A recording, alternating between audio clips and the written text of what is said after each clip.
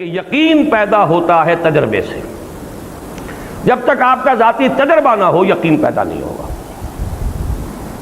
محض شنید چاہے ہزاروں آدمی آپ کو بتا رہے ہوں ایسا ہے ایسا ہے ایسا ہے ایسا ہے. میں مثال دیا کرتا ہوں نا کہ اگر کسی شخص نے چینی کبھی نہیں چکھی اور ہزاروں آدمی کہہ رہے ہیں وہ میٹھی ہوتی ہے میٹھی ہوتی ہے میٹھی ہوتی ہے، تو آپ ساری دلیل جو ہے اس کے لیے ہو جائے گی آخر کیا ضرورت پڑی انہیں جھوٹ بولنے کی. پھر جھوٹ پر اتنے لوگوں کا جمع ہو جانا محال ہے. یقیناً چیز میٹھی ہوگی لیکن ہوگی سے آگے آپ نہیں بڑھ سکتے تاں کہ آپ چینی چکھ لیں. کہیں گے چینی میٹھی ہے، وہ مجھے فارسی کا مصرع یاد آ گیا، لذت ہی بادہ نہ دانی بخدا تا نہ چشی. اس شراب کی لذت تمہیں جان ہی نہیں سکتے تم جب تک کہ خود نہ چکھو. تو چکھنے سے معلوم ہوا کہ میٹھی ہے. یہ صغرا ہوا. علامہ اقبال کے استدلال کا صغرا یہ ہے. کبرا کیا ہے؟ تجربہ صرف ظاہری اور خارجی نہیں ہوتا، تجربہ باطنی بھی ہوتا ہے. یہ ہے انتہائی پیاری بات. یوں سمجھیے کہ آب زر سے لکھے جانے والی بات، سونے میں تولی جانے والی بات. بس یہاں سے اب وہ جو تجربہ ہے خارجی تجربہ جس پر میٹیریلزم اور امپیریسزم اور یہ تمام جتنے ازم ہیں جو کہ مادیت کے اوپر مبنی ہیں، ان کا راستہ جدا ہو جاتا ہے جب وہ صرف تجربے کو محدود کرتے ہیں. تجربہ خارجی ایکسٹرنل سینس اور ذریعے سے جو کچھ ہمیں ایکسپیرینس حاصل ہوا اس پر یقین ہوتا چلا جا رہا. اقبال نے جو بات کہی کہ ایک تجربہ باطنی بھی ہوتا ہے، اندر کوئی چیز بتاتی ہے کہ یہ ہے اصل شے. قرآن کو آپ پڑھیں اور آپ کے اندر سے کوئی شے بتائے کہ یہ صحیح ہے، یہ بات ٹھیک ہے. دیکھنا تقریر کی لذت کے جو اس نے کہا میں نے یہ جانا کہ گویا یہی میرے دل میں ہے. یہ ہے وہ شے. میں اس کا اور مزید وضاحت کروں گا وہ دل کس شے کا نام ہے. ابھی یہاں تک صرف سمجھ لیجئے بات کو کہ اقبال کا فلسفہ ان دو دلیلوں پر ہے. یقین کے لیے تجربہ ضروری ہے لیکن تجربہ صرف ظاہری نہیں اور خارجی نہیں ہوتا، تجربہ باطنی بھی ہوتا ہے. آپ کا اندر بتاتا ہے آپ کو کہ یوں ہے. یہ جو شے ہے قرآن کو پڑھتے ہوئے جب قرآن آپ سے ہم کلام ہو، اگر آپ کو اندر سے گواہی ملے کہ یہ صحیح ہے، وہ ہے وہ باطنی تجربہ جس کو ہم یوں کہہ سکتے ہیں کہ کوئی سمپیتھیٹک وائبریشن آپ میں پیدا ہوئی ہے. قرآن نے آپ کے شخصیت کے کسی باطنی تار کو چھیڑا ہے. یہ الفاظ زبان پر آئے ہیں تو مجھے ماہر صاحب کا شعر یاد آ گیا. ایسے کچھ تار بھی ہیں ساز حقیقت میں نہاں، چھو سکے گا نہ جنہیں زخم و مضراب حواس. یہ حواس جو ہیں ہمارے جو ایکسٹرنل سینس آرگنز ہیں، بعض حقیقت کے تار ایسے بھی ہیں جن کو یہ حواس نہیں چھو سکتے. یہ کچھ اور شے انہیں چھوتی ہے، انہیں حرکت میں لاتی ہے، اس سے نغمہ نکلتا ہے. وہ جو ہیں ایسے کچھ تار بھی ہیں ساز حقیقت میں نہاں، چھو سکے گا نہ جنہیں زخم و مضراب حواس. وہ تار ہیں جس کو اب میں تجزیہ کر کے بتا رہا ہوں. وہ شے کیا ہے؟ وہ ہے آپ کی وہ روح جس نے آپ کو انسان بنایا ہے. وہ روح ملکوتی، وہ ڈیوائن سپارک، وہ آپ کا روحانی وجود جس کا منبع، جس کا مسکن دل، یہ ہے جس کا احساس ہے، احساس باطنی ہے. یہ روح دیکھتی بھی ہے. قرآن مجید کہتا ہے نا فَإِنَّهَا لَا تَعْمَى الْأَبْصَارُ وَلَكِن تَعْمَى الْقُلُوبُ الَّتِي فِي الصُّدُورِ. آنکھیں اندھی نہیں ہوئی تھی ابو جہل کی اور ابو لہب کی، دل اندھا ہو گیا. یہ دل کا اندھا ہونا کیا ہے؟ دل دیکھتا ہے یعنی روح دیکھتی ہے، دل سنتا ہے یعنی روح سنتی ہے، اور دل کا احساس ہے، پرسپشن ہے دل کی. وہ ہے در حقیقت وہ جو اس کا انٹرنل اس کا تجربہ ہے. آپ کا دل گواہی دیتا ہے یعنی آپ کی روح وجد میں آتی ہے قرآن کو پڑھ کر. ایک بزرگ ہے اگی میں، وہ بہت ہی سادہ انداز میں بات کیا کرتے ہیں. بڑی پیاری بات ایک نے کہی کہ قرآن اور ہماری روح یہ ایک ہی گاؤں کے رہنے والے ہیں، پہچانتے ہیں ایک دوسرے کو. روح کہاں سے آئی؟ یہ سلوک روح قل روح من امر ربی. اور یہ قرآن کہاں سے آیا؟ اس قرآن کا منبع بھی وہی ہے جو ہماری فطرت کا منبع ہے.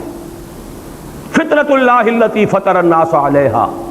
وہ روح جو ہم میں پھونکی گئی ہے اس کو اللہ نے کہا ہے من روحی فَإِذَا سَوَّيْتُهُ وَنَفَخْتُ فِيهِ مِن رُّوحِي فَقَعُوا لَهُ سَاجِدِينَ. جب میں اس آدم کو تیار کر لوں، تخلیق مکمل کر دوں، نوک پلک سنوار دوں۔ سورہ ہجر میں بھی یہ آیت آئی ہے انہی الفاظ میں، اور سورہ صاد میں بھی آئی ہے، فَإِذَا سَوَّيْتُهُ وَنَفَخْتُ فِيهِ مِن رُوحِي فَقَعُوا لَهُ سَاجِدِينَ، اپنی روح میں سے پھونک دوں تو گر پڑنا اس کے سامنے سجدے میں۔ وہ روح ہے ہمارے اندر، اور یہ روح وجد میں آتی ہے، قرآن اس پر نازل ہوتا ہے، وہ وجد میں آتی ہے۔ یہ وجد ہے وہ کیفیت، اسی کو میں نے چونکہ امام ابن تیمیہ کا نام آج آیا ہے، ان کے ایک شاگرد رشید حافظ ابن قیم رحمہ اللہ، ان کی ایک کتاب ہے الفوائد، چھوٹے چھوٹے شذرات ہیں۔ مفکرین جو ہیں ان کی ایک تصنیفی کیفیت یہ بھی ہوتی ہے، ایک تو یہ کہ ایک مکمل کتاب کا نقشہ بنا کر اس کے ابواب اور اس کی بحثیں، اور ایک یہ کسی وقت کوئی خیال آ گیا، کسی وقت کوئی اور خیال آ گیا، تو ایک طرح سے شذرات سے بن جاتے ہیں۔ تو الفوائد حافظ ابن قیم کی ایک ایسی کتاب ہے کہ قرآن کو پڑھتے ہوئے مختلف اوقات میں جو کیفیات وارد ہوئی ہیں انہوں نے علیحدہ علیحدہ، وہ اس کا کوئی باہمی ربط نہیں ہے، وہ الفوائد۔ اس میں ایک جو ہے اس میں لکھتے ہیں اللہ کے کچھ بندے ایسے بھی ہیں جو قرآن کو پڑھتے ہیں تو یوں محسوس کرتے ہیں کہ وہ مصحف سے نہیں پڑھ رہے بلکہ قرآن ان کے لوح قلب پر درج ہے، وہاں سے پڑھ رہے ہیں۔ اتنی ہم آہنگی ہوتی ہے ان کے فکر، ان کی سوچ، ان کے احساس، ان کی باطنی کیفیات، ان کی روحانی واردات اس میں، اور جو کچھ قرآن کہہ رہا ہے، اتنی ہم آہنگی ہوتی ہے، ایسی سمپیتھیٹک وائبریشن ہوتی ہے قرآن کو پڑھتے ہوئے کہ پھر ان کو وہ یقین کامل حاصل ہوتا ہے کہ جو میری فطرت کا منبع ہے وہی اس کلام کا منبع ہے۔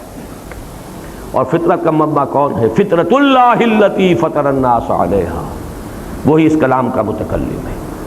یہ فینومینن ہے، یہ طریقہ ہے جس سے قرآن اب ایک شعوری ایمان آپ کو عطا کرے گا۔ یہ ایمان اندھا بہرا نہیں ہوگا، یہ کانشس لیول کے اوپر ہوگا، آپ کے تھاٹ لیول پر ہوگا، آپ کی فکری سطح پر ہوگا۔ یہ قرآن آپ کی ہستی کے ان اندر کے تار جو ہیں، چھپے ہوئے تار جو حواس کی گرفت سے باہر ہیں، ان کو جنبش میں لائے گا، اس سے وہ نغمہ ملکوتی جو ہے وہ ظاہر ہوگا۔ اور اسی کو میں نے، جیسا کہ آپ حضرات کے علم میں ہے، سورہ نور کا جو رکوع ہے آیات نور والا، اس کے دروس میں اسی بات کو واضح کیا کہ ایمان جس شے کا نام ہے وہ نور ہے، اور یہ نور دو نوروں سے مل کر وجود میں آتا ہے، دو نوروں کے امتزاج سے، نور علی نور۔ ایک نور نور فطرت ہے، یعنی نور روح جو اندر موجود ہے، ایک نور نور وحی ہے، قرآن پاک جو آپ کے سامنے آتا ہے۔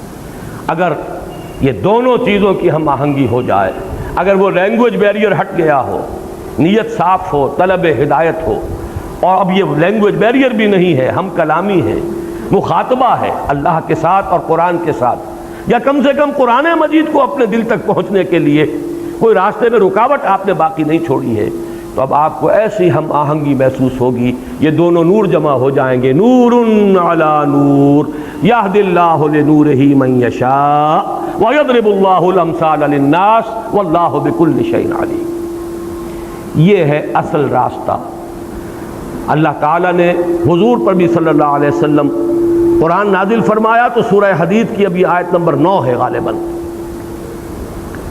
جہاں جھنجھوڑا گیا مسلمانوں کو، گویا کہ مجھ سے اور آپ سے خطاب ہے۔ یہ تو آیت نمبر 7 میں ہے، کیا ہو گیا تمہیں مسلمانوں، کیوں ایمان پختہ نہیں رکھتے؟ یہ ڈھل مل یقین، یہ شکوک و شبہات والا ایمان، یہ ہوگا والا ایمان، یہ ہے والا ایمان کیوں حاصل نہیں ہو رہا تمہیں؟ وَمَا لَكُمْ لَا تُؤْمِنُونَ بِاللَّهِ وَالرَّسُولُ يَدْعُوكُمْ لِتُؤْمِنُوا بِرَبِّكُمْ وَقَدْ أَخَذَ مِيثَاقَكُمْ إِن كُنتُم مُّؤْمِنِينَ۔ اس کے بعد فرمایا هُوَ الَّذِي يُنَزِّلُ عَلَىٰ عَبْدِهِ آيَاتٍ بَيِّنَاتٍ لِيُخْرِجَكُم مِّنَ الظُّلُمَاتِ إِلَى النُّورِ وَإِنَّ اللَّهَ بِكُمْ لَرَءُوفٌ رَحِيمٌ۔ وہی تو ہے اللہ جو اپنے بندے پر صلی اللہ علیہ وسلم یہ آیات بینات نازل فرما رہا ہے تاکہ نکالے تمہیں اندھیروں سے روشنی کی طرف، کفر کا اندھیرا، شرک کا اندھیرا، الحاد کا اندھیرا، مادہ پرستی کا اندھیرا، خواہشات کا اندھیرا، جذبات کا اندھیرا، ان ہزار اندھیروں سے نکال کر نور ایمان میں لانے والی شے آیات بینات ہیں اس قرآن حکیم کی۔ یہ ہے اصل منبع، یہ ہے سرچشمہ۔ صحابہ کرام کے دلوں میں بھی حضور نے ایمان اس ذریعے سے پیدا کیا ہے۔ یتلو علیہم آیاتہ ویزکیہم ویعلمہم الکتاب والحکمہ. باقی اس پر مزید جس کو آپ کہیں گے بونس انہیں حاصل ہوا ہے وہ صحبت محمدی صلی اللہ علیہ وسلم. وہ بونس اب کسی کو حاصل نہیں ہو سکتا. البتہ یہ کلام پاک تو ہے، یہ تو حضور دے کر گئے ہیں. آپ کا جو آخری خطبہ ہے خطبہ حجۃ الوداع، اس کے آخری جملوں میں یہ بھی ہے قد ترکت فیکم ما ان اعتصمتم بہ لن تضلوا ابدا کتاب اللہ. لوگوں دیکھو میں جا رہا ہوں لیکن تمہیں بے یار و مددگار چھوڑ دی ہے میں نے تم میں وہ شے چھوڑ کر جا رہا ہوں، دے کر جا رہا ہوں وہ شے کہ اگر اسے مضبوطی سے تھامے رکھو گے کبھی گمراہ نہیں ہوگے. رو اللہ کی کتاب جس کے بارے میں اس حدیث میں آیا فیہ خبر ما قبلکم و نبأ ما بعدکم و حکم ما بینکم وہو ذکر الحکیم وہو الصراط المستقیم وہو حبل اللہ المتین. اور یہ حدیث ختم ہوتی ہے ان 4 ٹکڑوں پر.